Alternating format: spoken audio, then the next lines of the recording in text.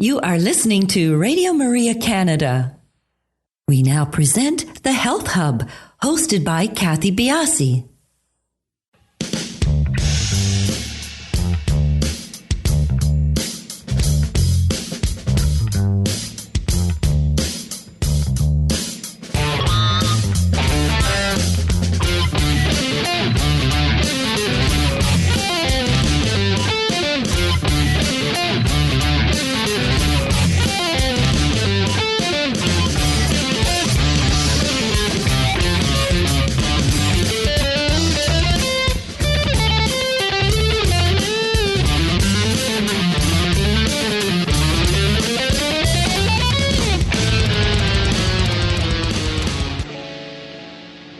Welcome to the Health Hub. I'm Kathy Biasi, your host, and along with our producer, Alex Diaz, and everyone here at Radio Maria Canada, thank you for joining us. Please keep up to date and informed about our show, other tidbits that we like to throw on social media as well, by following us on Instagram, Twitter, and Facebook. We are at the Health Hub RMC on those spots, and feel free to email us at thh@radiomaria.ca. We would love for you to subscribe to our podcast. We are the Health Hub on iTunes, SoundCloud, Spotify, all your favorite podcast platforms. And you can also find our podcast on the Radio Maria Canada website, which is radiomaria.ca, and on my website, which is kathybiasi.com. We have a great interview that I taped earlier on, and this is about a new documentary on CBC Gem called Inside the Great Vaccine Race. And this documentary educated me, it moved me, and it truly brought to life an inside look in perhaps what is the greatest vaccine race of our time. Dugald Maudsley is an award-winning documentary filmmaker. He is also creative director of Infield Fly Productions, a Toronto-based independent that creates blue-chip science and natural history documentaries for broadcasters around the world. At Infield Fly Productions, Dugald helped create the popular series Myth or Science for the Nature of Things with David Suzuki on CBC Television. It has been broadcast in more than 50 countries. Infield Fly Productions has also worked with renowned broadcaster Sir David Attenborough to produce the award-winning documentary Jumbo, The Life of an Elephant Superstar for CBC TV and the BBC Television. Dugald has created and produced highly acclaimed series, feature documentaries, and one-off documentaries. He's currently working on films about the pandemic, climate change, and a 3-part series for Netflix, Sky TV, and the CBC on the unique way animals use sound to survive. Over a 30-year career, Dugald has been an on-air national reporter and produced documentaries from many of the world's war zones. His interests in real-life, personal stories come from a career of traveling the globe to make films on subjects as varied as the HIV crisis in Africa, the war on heroin in Pakistan, and Saddam Hussein's oppression of the Kurds. He began working as a television journalist in New Zealand before joining the Australia ABC. Here, he won the country's highest journalism award for a series on the Russian coup before becoming the executive producer of a primetime documentary series called Foreign Correspondent. In this role, Dugald oversaw the production of more than 120 hours of programming that garnered dozens of international awards. In 2006, Dugald created the Gemini-nominated genealogy series Ancestors in the Attic for History Television. During 4 successful seasons, he produced 49 documentaries shot around the world from Canada's high Arctic to West Africa, China, and Belarus. Dugald also helped produce a 4-part series on wildlife trafficking for Nat Geo Wild in the United States and another documentary on human trafficking for Explorer on the National Geographic Channel. Infield Fly Productions has been honored with numerous awards, including 3 prestigious Canadian Screen Awards, the Documentary POV Award at the 2021 Yorkton Film Festival and a Jackson Hole Science Media Award. It is my great, great honor to have Dugald on our show today. We talk about so many things. The wonderful documentary that he's put together for us that is now on CBC Gem called Inside the Great Vaccine Race. We talk about a lot of things. Some of the highlights for me were the unprecedented level of collaboration between the scientists involved, the sacrifices made by scientists who are involved in this research as well, and also RNA technology as a game changer in the field of medicine. As I said, it's just my complete honor to have him on the show. I know that you are going to really enjoy this interview with him. We will be back in a few minutes.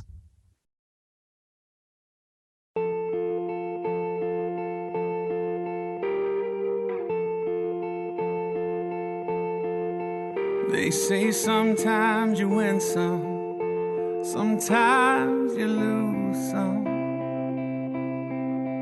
And right now I'm losing bad. I've stood on this stage night after night, reminding the broken it'll be alright. But right now, oh, right now I just can't. It's easy to sing when there's nothing to bring me down. But what will I say when I'm held to the flame like I am right now? I know you're able and I know you can save through the fire with your mighty hand. But even if you don't, my hope is you alone.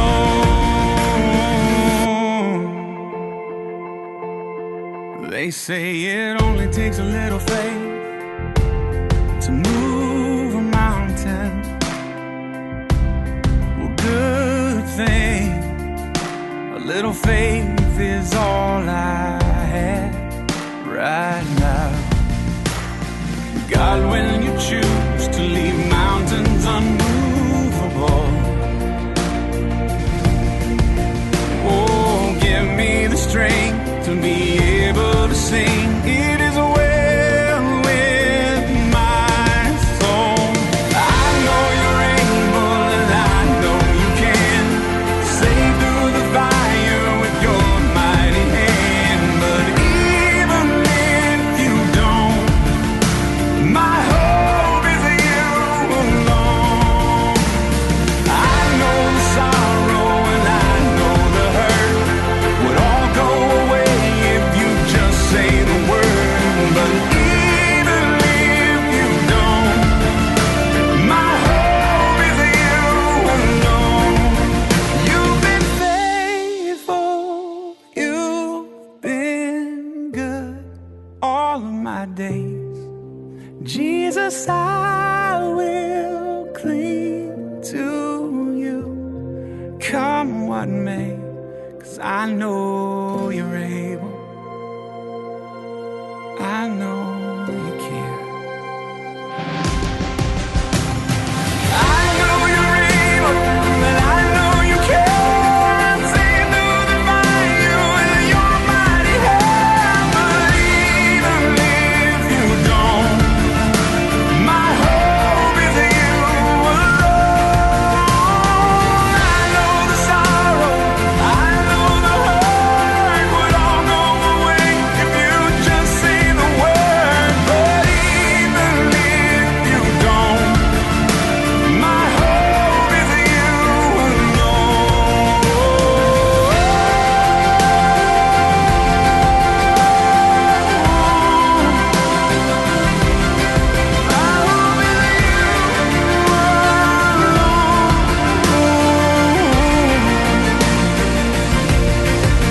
It is well with my soul. It is well, it is well with my soul. You are listening to Radio Maria Canada. We now continue with the program, The Health Hub, hosted by Kathy Biasi. Welcome back, everybody. As mentioned, today's show is being recorded or has been recorded, so no opportunity for calling in. Please do follow us on our social sites. We are on Instagram, Twitter, and Facebook, and we are at the Health Hub RMC on all of those locations. Dugald, welcome to the show. Thanks, Kathy. It's such a pleasure. I'm so honored to have an affiliation with CBC and you and the work that you do. Your list of projects are so relevant. How did you get into this line of work? What moves you to create these projects?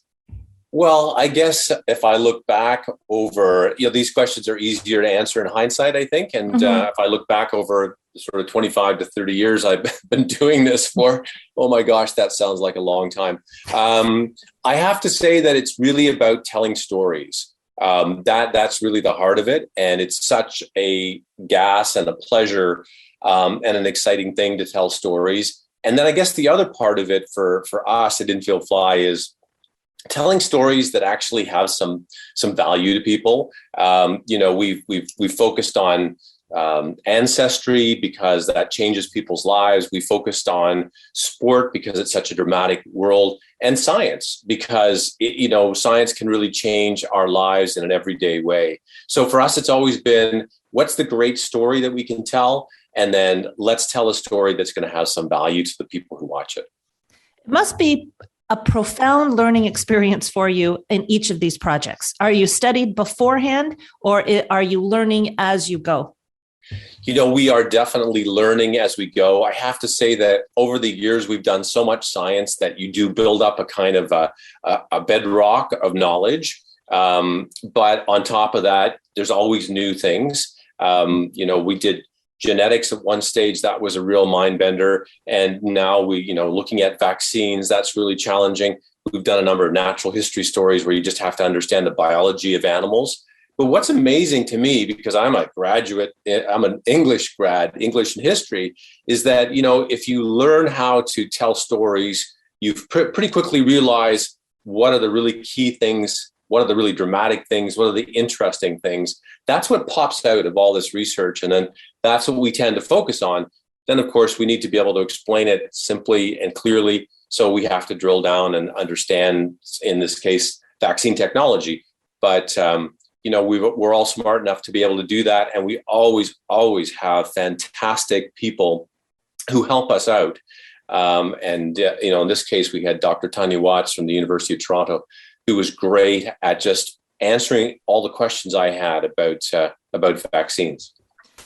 So getting to this documentary, and I guess this may apply to other documentaries you've done. Do you enter the projects with an open mind, or are you looking for an angle to shoot? Well, we always start with an open mind, because if you don't, you just close off pathways that could be fantastic. So we started researching this, and one of the first things that came up and that started to then direct our thinking was everyone was telling us the only way you're going to get a vaccine quickly is if scientists collaborate in a way that they've never collaborated before. And, they need to stop protecting their data, or, stop kind of controlling the information they have, because it'll lead to financial gain. They just got to let everybody know what they've discovered, because lives depend on it. And that directed us towards wanting to focus on more than one team. We wanted to focus on teams around the world because we knew there would be interaction between them and that they would be collaborating. So in that case, our research made us realize collaboration was critical. Collaboration then led us to think about how we would choose teams and where those teams would be and how many we would have. So in sort of the bio of the documentary, it says that there were over 250 teams that had their hat in the race. How did you land on the 4 that you chose to have in your documentary? I know that there's a Canadian tie with 3 of them. Was that part of the process? And, was it blind luck that you followed the winner of this race? Yeah. Okay. Well, two questions there. First of all, I think that we definitely wanted a geographical spread. We wanted teams from around the world for the reason I mentioned before. We were also looking for different technologies. There were RNA vaccines. There were viral vector vaccines. There were subunit particle vaccines. There were DNA vaccines. So we wanted to make sure that we had different ones. And of course, there was pan-coronavirus vaccine. So that was one thing. Then the other thing was we definitely wanted to have a Canadian team. The connection with Dr. Jonathan Heaney in Cambridge, the fact that he was Canadian was really purely by luck. We were interested in him because he was doing a pan-coronavirus vaccine. He was going to try to protect us against more than one coronavirus at the same time. And that was pretty unique. In China, the fact that there was a Canadian connection was really, I think, what allowed us to be able to follow that team at all. Mm-hmm. And so we were interested in the Chinese teams, and then we realized, oh, one's got a Canadian connection.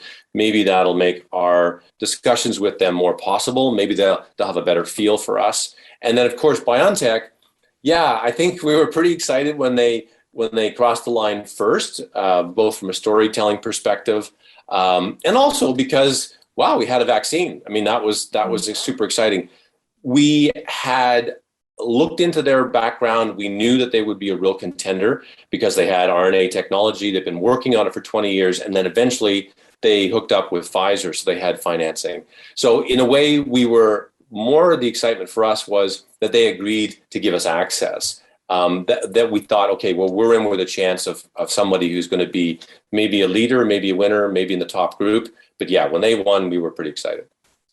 Was there an obstacle in getting approval? Or were you competing with other documentary companies? Were you the only ones doing this? Is it a unique perspective, or were there groups of you doing this? Yeah, it was. There were other people out there doing different types of stories. Sometimes they were just focusing on one team. Sometimes they were like us, more broader. So yeah, there was definitely competition. But there was also the issue, which was just the fact that people were spending millions of dollars to try to develop these vaccines. They were working under intense time schedules. They were trying to make a vaccine in 12 to 18 months when it can take up to 15 years under normal circumstances. Plus, there was the pandemic and the whole danger that a film crew might bring an infection into a lab, which would have been disastrous for people. So some companies were like, nah, that's just too many problems for us. And others were, yeah, we think this is an historic moment. We think it should be documented. We think we're doing something interesting, and we're willing to let you in. We did a number of things ourselves. We worked with local crews. We weren't flying anybody from anywhere. We slimmed our crew down to just 2 people. We followed all the safety protocols. So we tried to do our part as well. Now, I don't know much about the filmmaking process, but I get the impression that this came together extremely quickly. I imagine that a lot of this was a seat of your pants, or am I completely off on timing? Yeah, no, you're right. It was. We had been making a climate change documentary for the nature of things, and it was becoming harder and harder to make that film as countries started to close down, as things started to happen. And but we had this, relationship with the nature of things which we've had for almost a decade. And so when we went to them and said, look, this is the story. Here's how we think we could tell it. And they said, well, can you get access and can you film in the middle of the pandemic? And we said, well, here's our plan for doing that. And they backed us. So it was very fast to get a commission, and then very fast for us we'd already been researching in the lead up to talking to the broadcasters. We'd already been reaching out to people. So the whole thing came together quickly, but then it was an unfolding event. So it's not like you can pre-plan and like we often do with documentaries, have all your pieces in place. We knew we were going to have to respond to whatever was taking place. Both the challenges that companies were facing and the successes they were having. From your unique perspective in all of this, was it a race against time, or was it a race against competing teams? Was it a combination of both? How did you walk away with the whole experience in that science realm? Yeah, I think for storytelling terms, the idea of a race is great. And it's dramatic, and certainly that's the structure that we built our documentary around. But in reality, I don't really think the teams were kind of racing against each other. They were really racing against the pandemic. They were trying to get a vaccine as quickly as possible because they knew that the longer it took them, the more people would get infected and the more people would die. And I think that all the scientists we talked to, they weren't going, oh, I wonder how BioNTech is doing, or I wonder how Moderna is doing. They were like, no, we just have to keep moving really fast. We got to here, now we go to here. Now we got to there, we go to the next step. And in the documentary, I mean, Daryl Falzarano, who's with Vito Intervac in Saskatoon, said it really well. When I asked him, so are you happy with your first set of results? He said, well, they're not a no, so we keep moving forward. That was really all he was thinking about was, this is okay, it's a yes, we move to the next step. So I don't think anyone was thinking about a big race. Their race was not against each other. Their race was against the pandemic. And for us, race just made a dramatic structure because we knew that they were up against this time crunch in so many different ways. Did you actually feel, I mean, we're talking about, we're the lay people, we're, second, third hand information. And we've been told that, the vaccine came to market so quickly because of this great collaboration, because the RNA technology was kind of out there. Is that the sense that you got on the inside, that there was this great collaboration, that things weren't pushed through at an unsafe space? Yeah, no, and I asked that question over and over again. I mean, I interviewed each of the teams 3, 4, 5 times as we went along just to keep up with what was going on. And every time I would say, what about this whole issue of how fast you're doing this? So to me, 2 things came out of that. One was that the authorities who are looking at vaccines, rather than forcing a linear process, you do step 1, when you complete it, you do step 2, they started to allow the companies to do processes at the same time. So like BioNTech combined their phase 1 and phase 2. So that would allow them to move more quickly. It didn't mean anything was unsafe. It still went through the same processes. It just had to go through the process. People had to, look at more than one thing at once. And the other thing that was really dramatic to me was to realize how much science had already been done. Ugur Shaheen and Özlem Teresi at BioNTech have been working with RNA vaccines and RNA technology for 20 years. I had no idea. Jonathan Heaney had been working on a pan-flu vaccine for years. Another team that we followed that unfortunately didn't make it into the final film was in Edmonton. And they've been looking at DNA technology for years for cancer. And all of these companies, and even the Chinese team had created an Ebola vaccine using the same technology that they then used for the coronavirus. So all these teams were in an unusual way already poised to take on this challenge. And they all went, oh, coronavirus. Okay, we can see its sequence. That's how it works. Tick, tick, tick. We can pivot and use this technology we've been working on for 20 years. It'll work against this. So it wasn't as if people were starting from a standing stop. I think that the people don't realize that a lot of basic science had already been done thanks to these people, and they were in a really good position to move fast. Do you think this might be the most important piece of your documentary, is to really showcase that? Yeah, I think that's part of it. I mean, yes, definitely. I think showcasing the fact that these are really smart scientists, super dedicated, not there because they're trying to make a buck. They're there because they really do believe in saving lives. And that sounds naive, but I felt in most of the cases that was, and probably all the cases, that was exactly what they were being driven by. So I really took away this idea that, and I think our documentary shows the care that they put into it, how smart they were about what they did, how long they've been working on this technology, and therefore it was safe and it was effective. And we saw that with BioNTech. The other big thing that hit me was, I thought like everybody else, right? November rolled around, BioNTech announced that they'd got a vaccine that was 96% effective. We're done.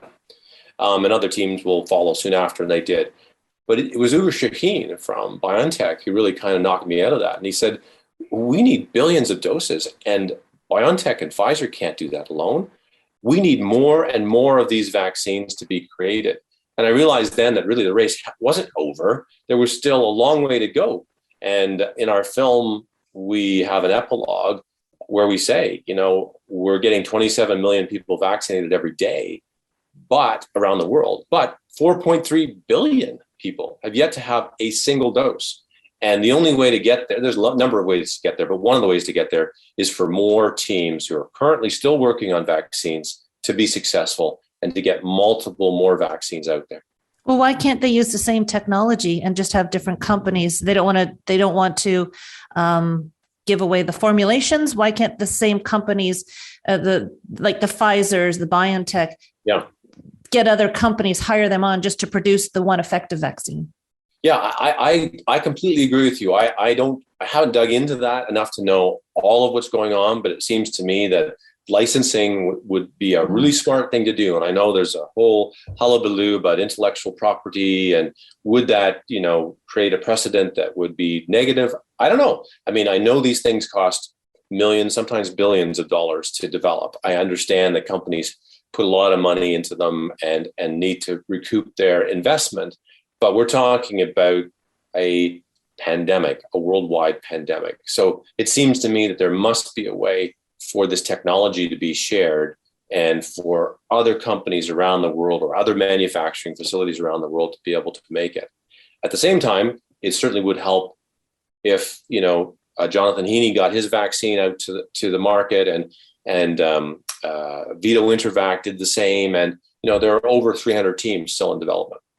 Well, Jonathan Heaney, he's doing a different type. Like it's completely different, right? He's trying to one umbrella vaccine, and I understand that can't be, sort of lumped into the singular vaccine. Just before we go to break, I'm wondering if you can, if phase 1, phase 2, phase 3, what is involved in each phase? Yeah. Okay. You're really going to test me here. Yeah. Just generally. Phase 1 is just looking at the safety of the vaccine. Is this going to cause, negative reactions in people? Phase 2 really tries to get a sense of, well, what dose is required? Because you don't want to give too much of a dose or too little. So phase 2, they're trying to figure out what's the most effective dose. And then phase 3, they're trying to work out, is this really effective?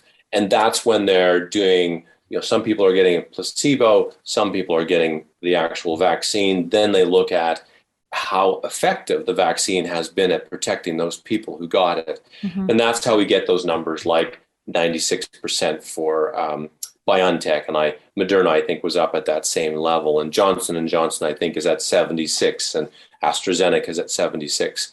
That phase 3 trial is the critical one for working out the effectiveness. So in broad sweeps, that's what they're doing. And before phase 1, there's a huge amount of work, a lot of which we filmed, where they're really working with test tubes on lab benches. And then they get to the point where they can test it in animals to see whether it protects those animals. And then, only then, when it's gone through those processes, do they go into phase 1 human trials.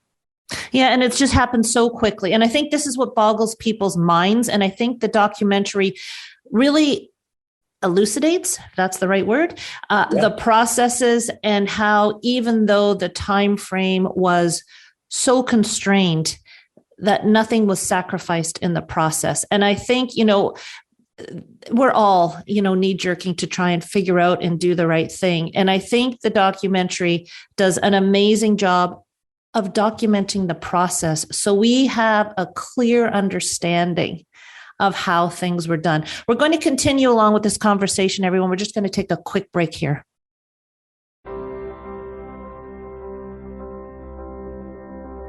There's no space that his love can't reach. There's no place where we can't find peace. There's no end to amazing grace.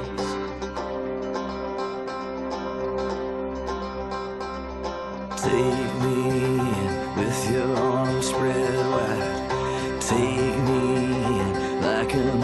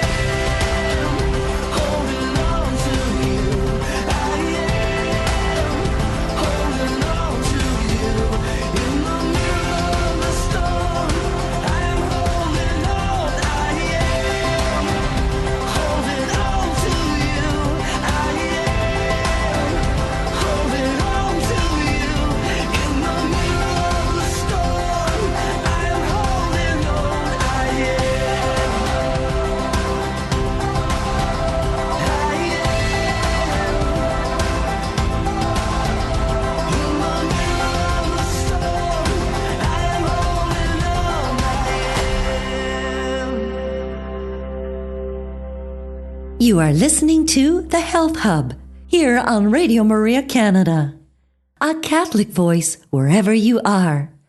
To contact us and be a part of the show, email thh@radiomaria.ca. We now continue with the program. Here once again is your host, Kathy Biasi. Everybody, welcome back. We're talking with Dugald Maudsley, and he is the documentarian. Is it your producer, would you say? Is that your title? You know, I wear a lot of hats. Producer, okay. I wrote this one, executive produced. Yeah. Hands all over this project inside the great vaccine race. In talking to you and watching this film in preparation for the interview several times, I kept pulling out different things. The bat scene freaked me out, and we'll talk about that in a sec. But I want to use you sort of as the common guy who's going into this, no predispositions either way. What was the sense of the vaccine, the process, the safety as you came away from the film? You said you didn't have any predeterminations in your mind. What can you tell us about your sense now of the process, the efficacy, and the safety of the vaccines? Yeah, I think it's pretty fair to say that we as a team were blown away by the dedication of these scientists, by the knowledge they already had, and by the care they took in making these vaccines. And that the technology they were working with was really great. And that I have to say, I felt fortunate that these people were on my side and that they were working away to create something that would protect me from this virus. And frankly, I was filled with confidence watching them do what they did. Yes, they had to move quickly, but they were moving carefully. They were taking care at every step, and they weren't allowed to move on to the next step until the authorities had looked at their data and confirmed that, they had done what they said they'd done, that the vaccine was safe, which was phase 1. Then they worked at the dose in phase 2. So to me, I came away feeling like, 1, I'm super lucky that I live in a world where people like this exist. 2, that the money was there to make this vaccine. 3, that it was made so quickly and was safe and so effective. I mean, that was quite extraordinary. And that it was there available for me, in a lightning amount of time.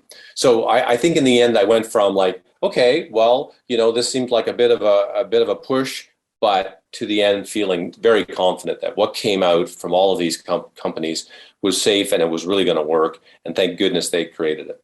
Would you say that this might be one of the most important documentaries you've made? In some ways, it's really hard to tell when you're in the thick of things. And we've made so many docs over the years, you never quite know what kind of ramifications they will have. But I certainly feel like it's documented in a way that I haven't ever before, or we haven't ever before as a bunch of storytellers, a historic moment. Mm-hmm. Like you can think back 100 years to the flu epidemic that took so many lives back, 1918, 1919, 1920.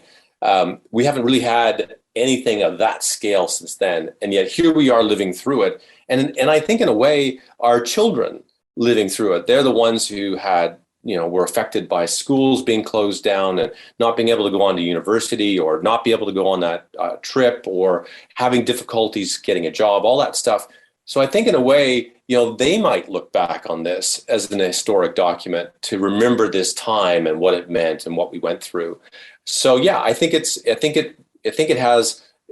have a lasting benefit. In a way that maybe some of the other films that we've made in the past haven't. Mm-hmm, absolutely.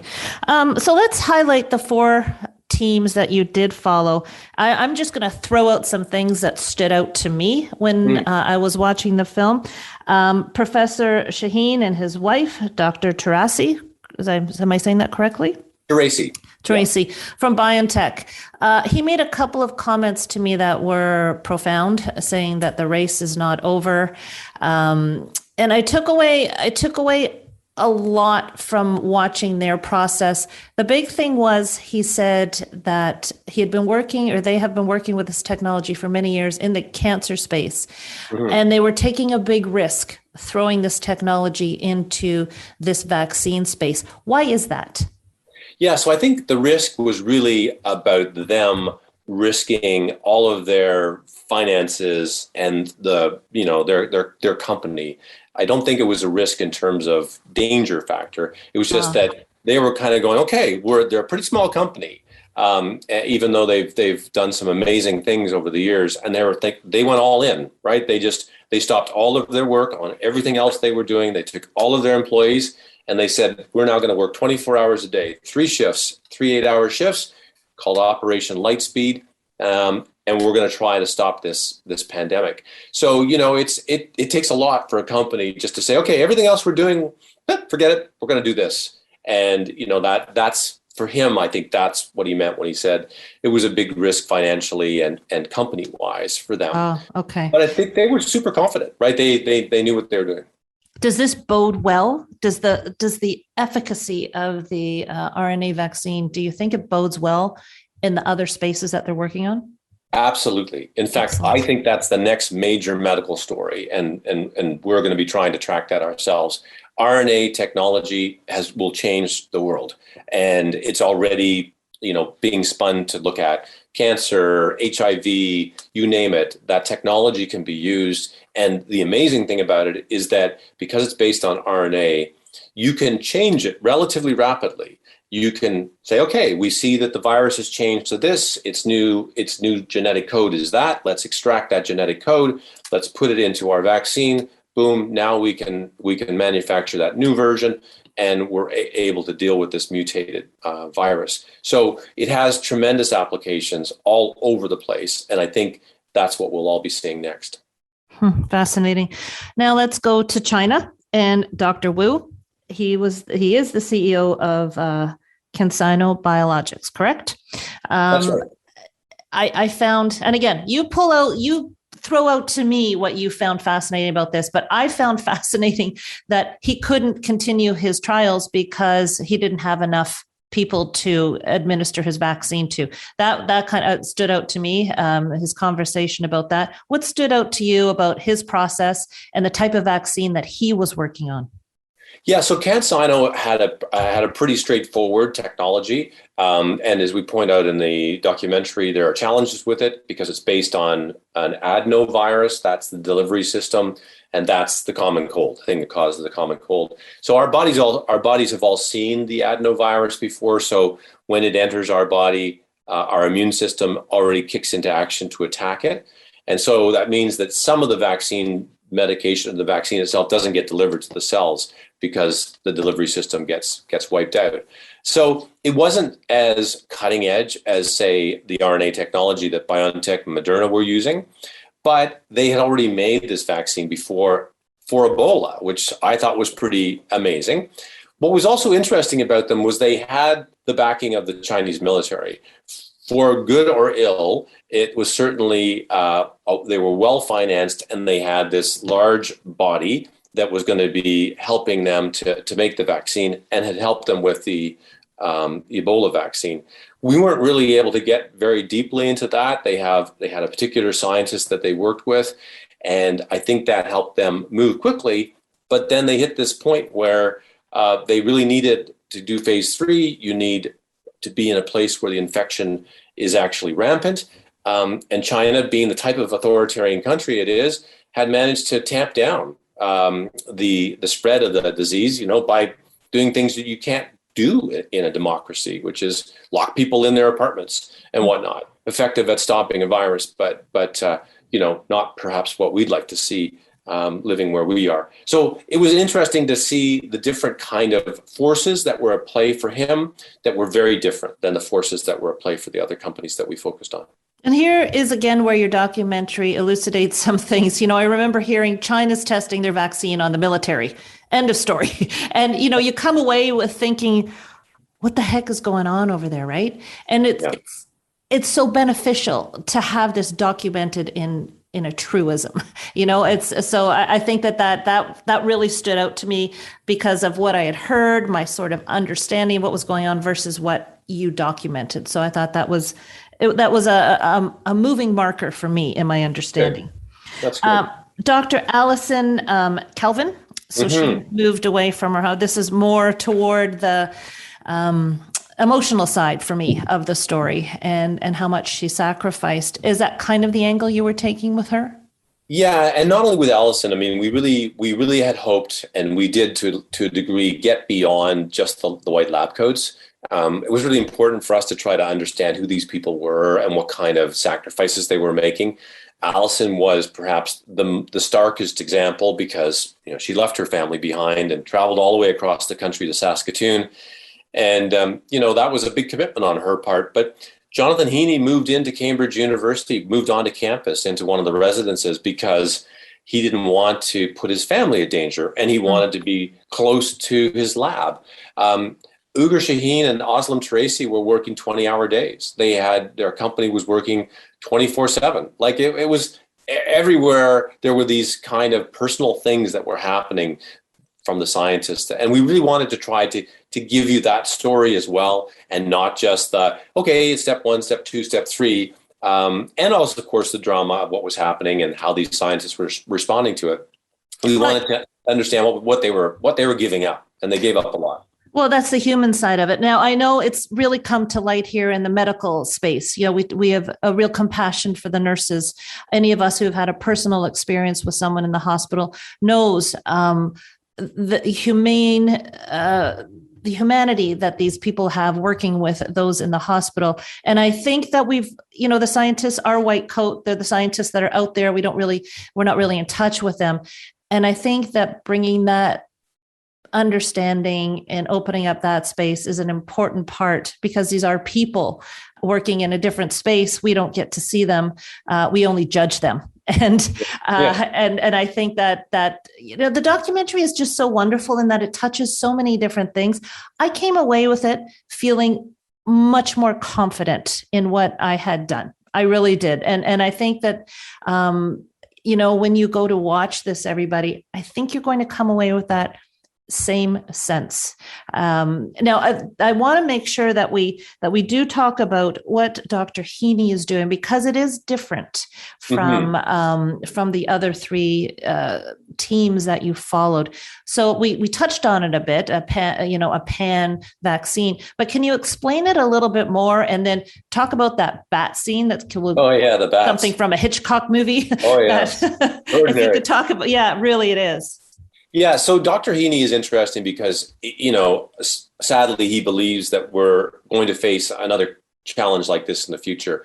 And part of the reason is that bats carry coronaviruses. So SARS-1, the challenge we had way back in 2003, and people died here in Canada, that was a virus that came from a bat through another animal and into humans. They don't know where SARS-CoV-2 has come from, though they believe it may well be a bat. That's something that took years to work out with SARS-1.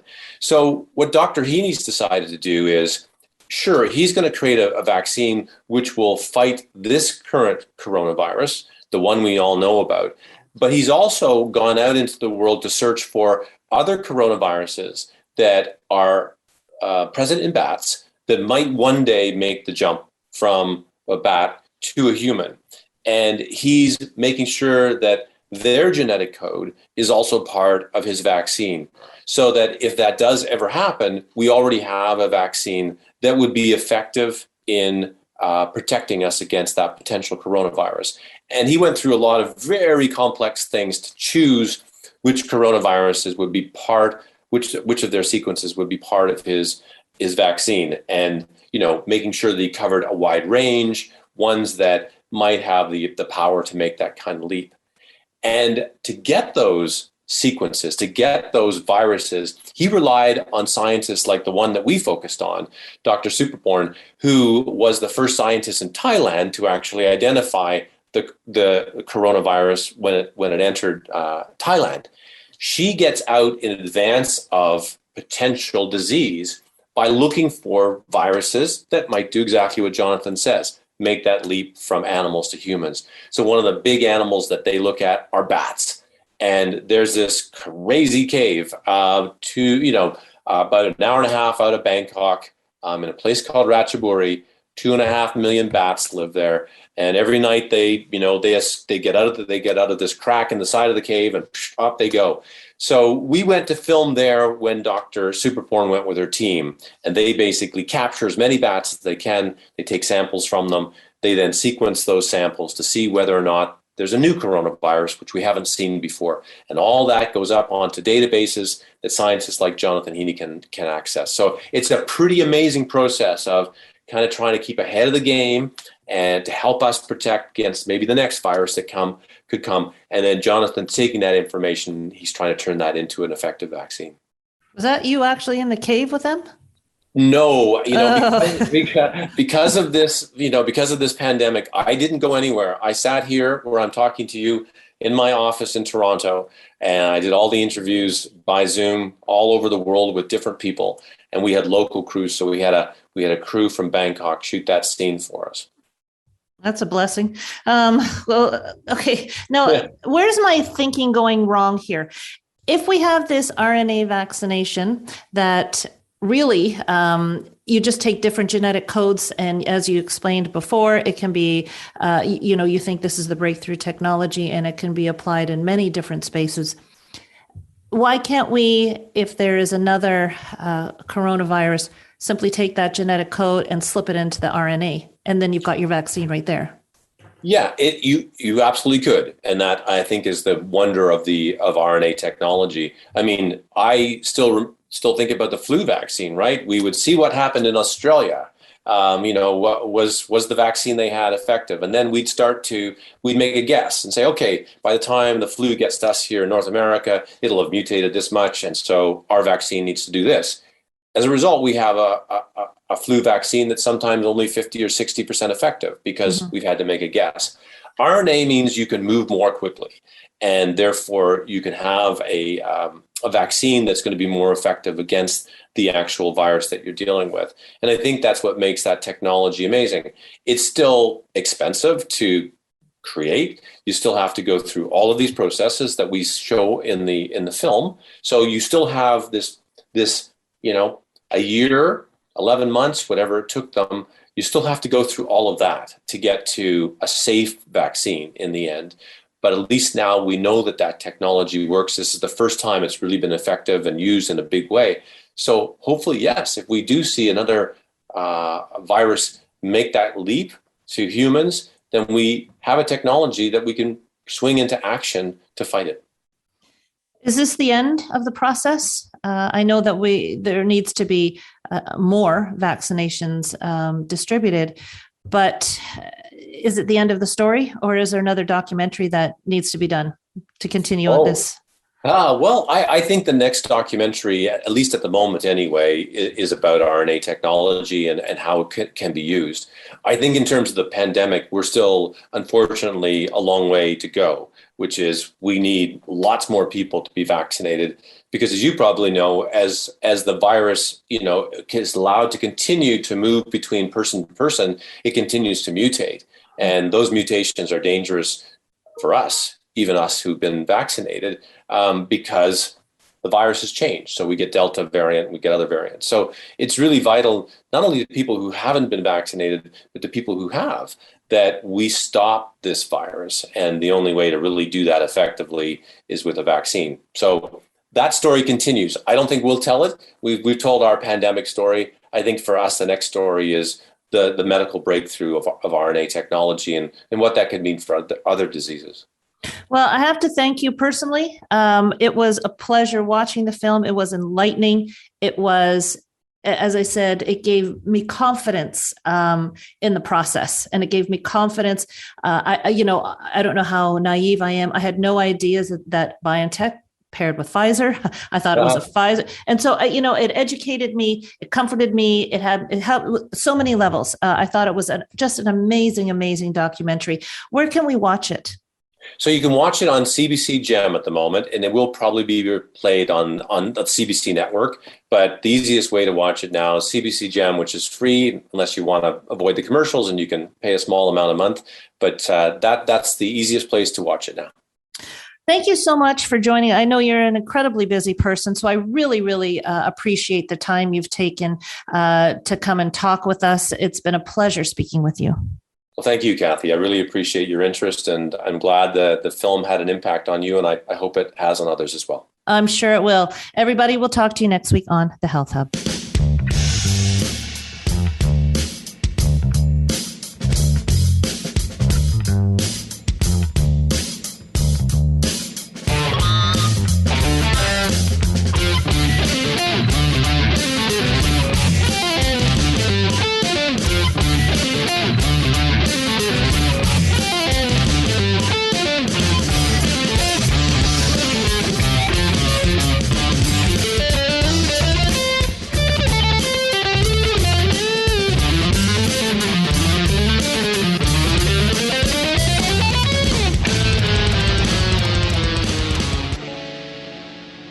You have been listening to The Health Hub, hosted by Kathy Biasi, here on Radio Maria Canada.